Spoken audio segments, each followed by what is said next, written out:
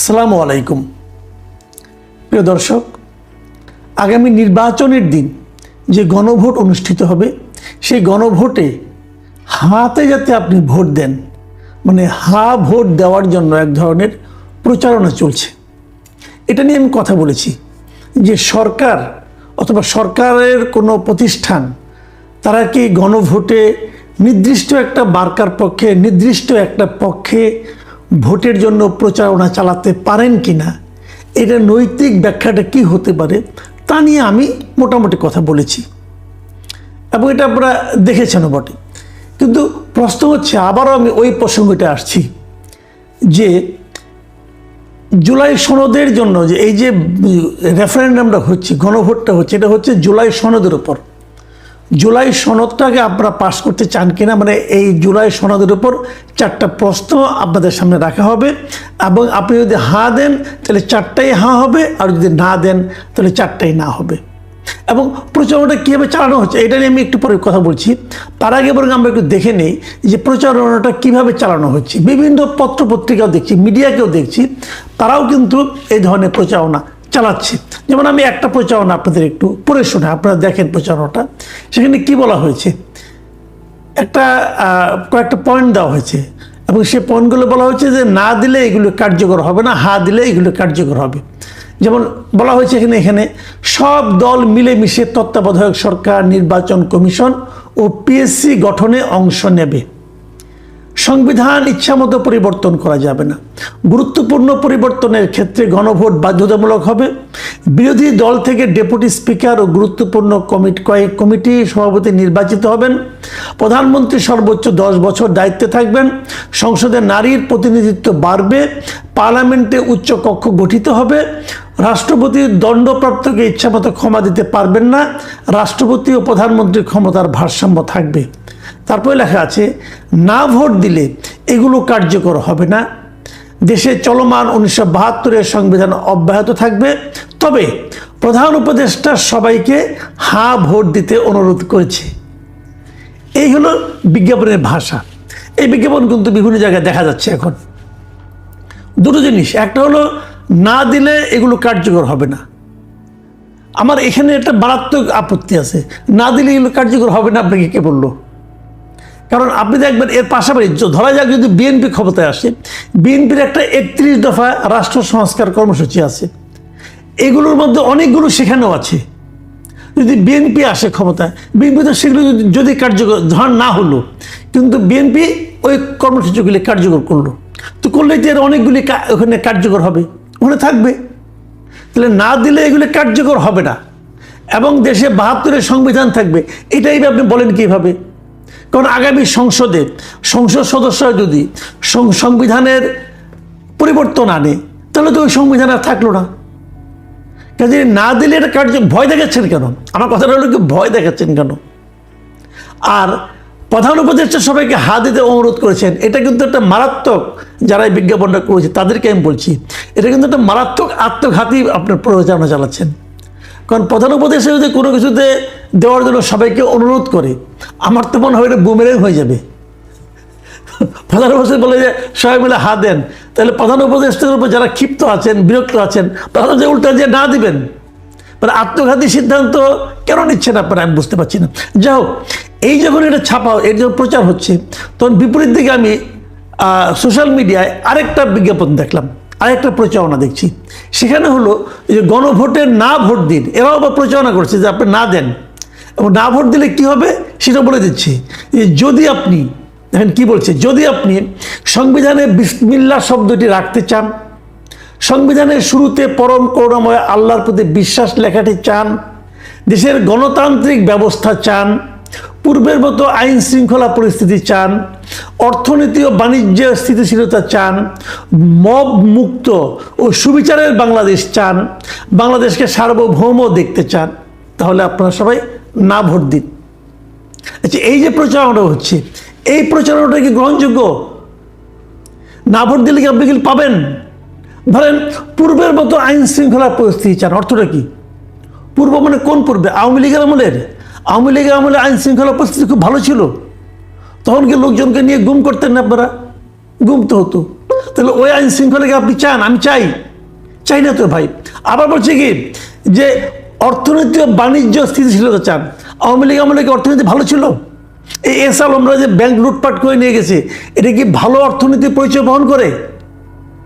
দেখেন, এই দুটো বিজ্ঞাপনে কিন্তু প্রকৃত যে তথ্যটা, প্রকৃত যে চেহারাটা গণভোটের, সেগুলিকে আড়াল করছে।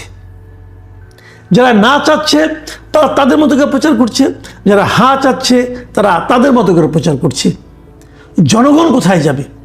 তাহলে জনগণের উপায়টা কি? আপনি হয়তো বলবেন যে জনগণ যেটা ভালো মনে করবে সেটাই করবে।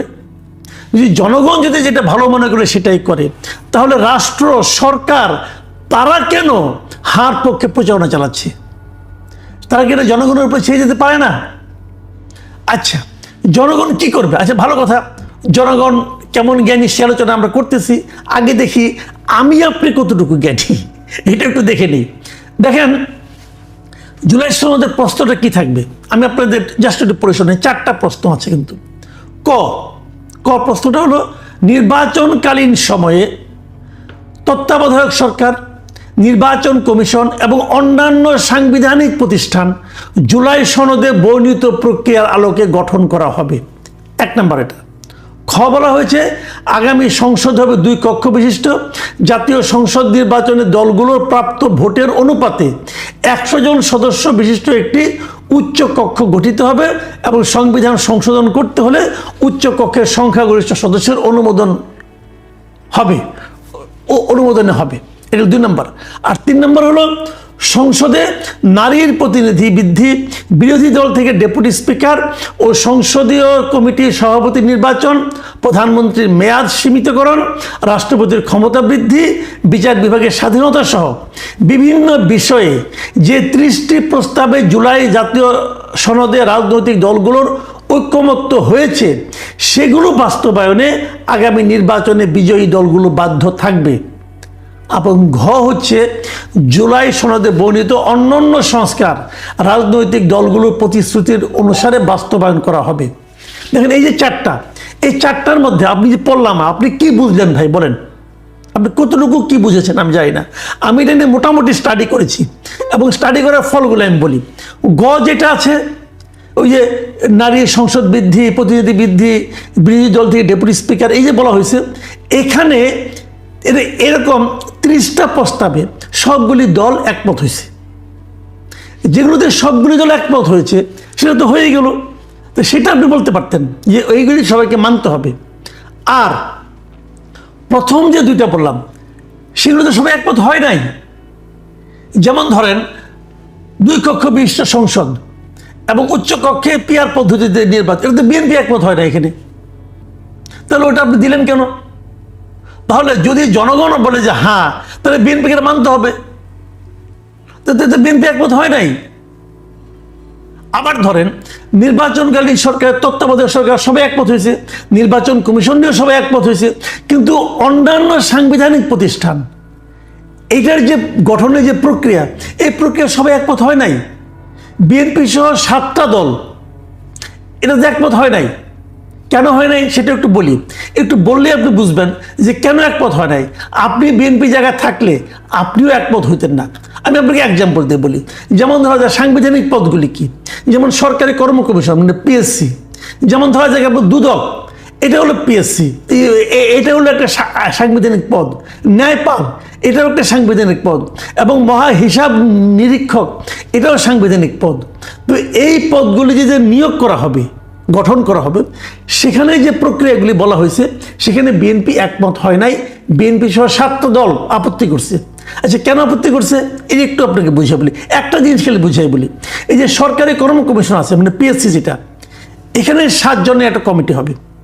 সেই কমিটির লোকগুলি কিভাবে নিয়োগ করবে, মানে আপনার এই যে পিএসসি যে গঠন করা হবে, পিএসসি গঠনের জন্য 7 জনের একটা কমিটি থাকবে। সেই কমিটিতে কারা কারা থাকবে? সরকারি দল থেকে থাকবে মাত্র 2 জন লোক, একজন হলো স্পিকার এবং হলো হুইপ, তাদের চিফ হুইপ। আর বিরোধী দল থেকে থাকবে ডেপুটি স্পিকার, বিরোধী দলের হুইপ এবং দ্বিতীয় বৃহত্তম দলের একজন প্রতিনিধি, এবং তার সঙ্গে থাকবে যে শিক্ষা অথবা স্বাস্থ্য বিষয়ক যে সংসদীয় কমিটি আছে, স্থায়ী কমিটি, তার সভাপতি, যেটা হবে বিরোধী দলের।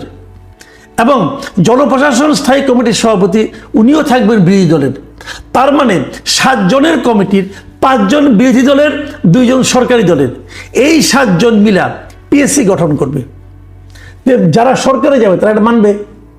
আপনি সিম্পল একটা কথা বলেন, একটা দৌড় প্রতিযোগিতা হচ্ছে, সেই দৌড় প্রতিযোগিতায় যে বলা হলো যে ফার্স্ট হবে তাকে দেওয়া হবে রৌপ্য মেডেল,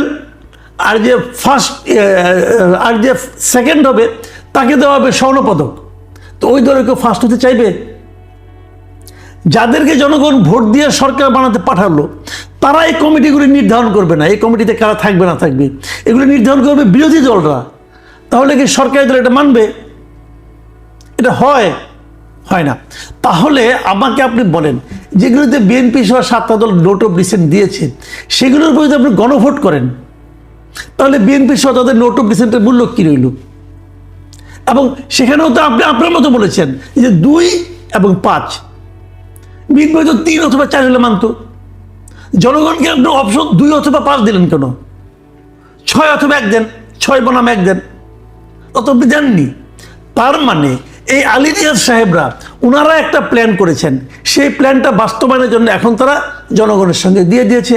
ছোটবেলায় একটা কৌতুক শুনতাম, মনে আছে কিনা আপনি জানি না, এক ছেলে ওষুধ খাচ্ছে না কিছুতেই, তার ট্যাবলেট দেয়, সে খালি ফেলে দেয়।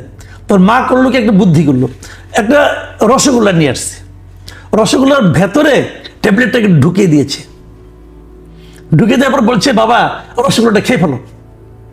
তো ছেলে বলে বাবা ঠিক আছে মা তুমি রাখো, আমি পরে খাচ্ছি। কিছুক্ষণ পর মা আসছে, আসে দেখে রসগোল্লাটা খেয়ে ফেলছে, সে খুব খুশি। কি বাবা তুমি রসগোল্লাটা ঠিক মতো খেয়েছো তো? কি হ্যাঁ মা আমি খেয়েছি, তবে ভেতরে একটা বিচি ছিল, বিচিটা ফেলে দিয়েছি। তো এই আলী রিয়াজ সাহেব, ডক্টর ইউনূস, ওনারা মিলেমিশে আমাদেরকে একটা এই গণভোট নামক রসগোল্লা ধরাই দিছে। এখন নির্ভর করছে আপনার উপর, আমার উপর, আমরা কি ওই বিচি সহ রসগোল্লাটা খাবো নাকি বিচিটা ফেলে দিয়ে খাবো। তারা কিন্তু আমাদের সেই অপশনটা দিচ্ছে না, বলছে খেতে হলে বিচি সহই খেতে হবে, আর না খেলে তুমি রসগোল্লা খেতে পারবে না। এটা ভাই হয় না। যে জিনিসটা আপনারা করছেন এটা কেউ মানবে না, এটা কেউ মানবে না। আপনারা যদি যে গয়ে যেটা আছে যদি ওটা দিতেন, যে 30টাতে একমত হয়েছে সেই 30টাই মানবেন, এবং তার সঙ্গে যদি ঘ দিয়ে দিতেন যে জুলাই সনদে বর্ণিত অন্যান্য সংস্কার রাজনৈতিক দলগুলোর প্রতিশ্রুতি অনুসারে বাস্তবায়ন হবে, তাহলে হয়ে যেত। কিন্তু ক এবং খ দেওয়াতে কিন্তু আপনারা একটা আওলা বাঁধিয়ে ফেলেছেন, আপনারা প্যাকেজ বানিয়ে ফেলেছেন, এবং এই প্যাকেজ আমাদেরকে অনুমোদন করতে বলছেন। আমি প্যাকেজ অনুমোদন করবো কেন? প্যাকেজ মানে কি? আমি আরেকটা উদাহরণ দিয়ে আলোচনাটা শেষ করব। ধরেন আপনি যদি হা দেন সবগুলি হা, না দিলে সবগুলি না, মানে হয় আপনি 4টাই গ্রহণ করবেন, না হলে আপনি 4টাই বর্জন করবেন। এর মধ্যে কিছু কিছু আমার পছন্দ, আমি যে বলবো আমি এই পছন্দের এগুলি নিব, অপছন্দের এগুলি নিব না, তা হবে না। আপনাকে পুরো প্যাকেজ দিতে হবে। আলী রিয়াজ সাহেব অনেক গবেষণা করে একটা প্যাকেজ বানাইছে, আপনাকে এই প্যাকেজ দিতে হবে। আমি একটা ছোট্ট এক্সাম্পল দিই, তারপরে শেষ করে দিচ্ছি। ধরা যাক আপনার নাস্তার টেবিলে আপনি খুব ক্ষুধার্ত, এখন আপনি সকালে সারা রাত আপনি কাজকর্ম করেছেন, ক্ষুধার্ত হয়ে গেছেন, সকালে নাস্তা খেতে বসছেন। টেবিলের মধ্যে দেখা গেল একটা প্লেট, সেই প্লেটের মধ্যে একটা আপেল আছে, একটা ডিম আছে, একটা রুটি আছে, ঠিক আছে, আবার তার সঙ্গে একটু সবজি আছে, খুবই সবই কিন্তু সব স্বাস্থ্যকর খাবার। আবার মাঝখানে ছোট্ট একটা গ্লাসের মধ্যে একটু 1 পেগ মদ আছে, দিয়ে বলা হচ্ছে এটা হলো প্যাকেজ, আপনি যদি নাস্তা করেন আপনাকে পুরোটাই খেতে হবে। এখন আপনি বলবেন না ভাই আমি তো মদ খাবো না, মদ তো আমার জন্য হারাম, আমি মদ খাবো না, আমি বাকিগুলো খাবো। সে বলছে না ভাই এটা প্যাকেজ, আপনি প্যাকেজে খাইলে সবগুলি খাইতে হবে, নাহলে আপনি একটাও খাইতে পারবেন না। তাহলে আপনার জন্য অপশনটা কি? আপনার জন্য অপশন হলো হয় আপনি অভুক্ত থাকবেন, না খেয়ে থাকবেন, ক্ষুধায় মরবেন, অথবা আপনি হারাম মদ সহ অন্য অন্য জিনিসগুলি খাবেন। আপনি কি করবেন ভাই? আমাদের কাছে ওরকম একটা প্যাকেজ ধরিয়ে দেওয়া হয়েছে, আমরা কি করব ভাবুন আপনি। এখন দোষটা কার? আমি যদি খাই তাহলে আমি দোষী, যদি না খাই তাহলে আমি দোষী। আমি যদি বলি এই প্যাকেজ যে তৈরি করেছে সে হলো সবচেয়ে বড় দোষী, সেই দোষীকে চিহ্নিত করেন এবং সেই দোষীর বিরুদ্ধে প্রতিরোধ গড়ে তোলেন।